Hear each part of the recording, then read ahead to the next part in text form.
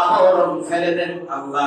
ইশাওয়াত মানে আবরণ, গাশাওয়াত মানে কি? গাশাওয়ানি আবরণ ফালাই দেন আল্লাহ চোখের মধ্যে।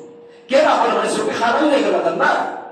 আল্লাহ আরেক জায়গায় বলেছেন فإنها لا تعمى الأبصار ولكن আল্লাহ বলেন প্রকৃতপক্ষে চক্ষু অন্ধ না, অন্ধ হচ্ছে যখন তার অন্তঃকরণে মোহর পড়ে যায়।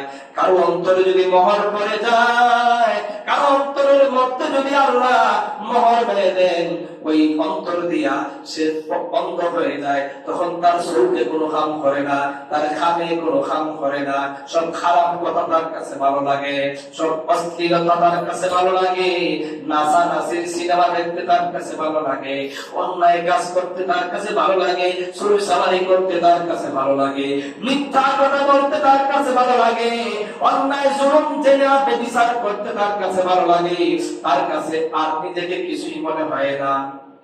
সে যে একজন নারী তাও ভুলে যায়, সে যে একজন পুরুষ তাও ভুলে যায়। আছে না এমন? দেখবা যেখানে গেলা খাবার শুরু করলে গোসল শুরু করে দেয়। আছে কিনা নাই?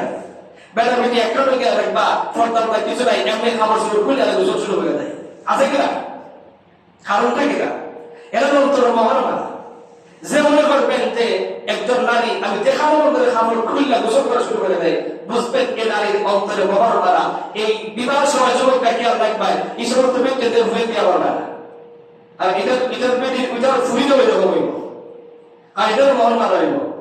যদি খবর জীবনের খবর আছে, শান্তি পাইতে না, তাহলে কি করতে হইব? ওই নারীদেরকে পরিবর্তন হইতে হইব। যেখানে মন্দিরে কাপড় খুলে গোসল করা যাবে না, যেখানে মন্দিরে নারীদেরকে, যেখানে পুরুষদেরকে আল্লাহ নবী বলছেন পর্দায় গোসল করার জন্য।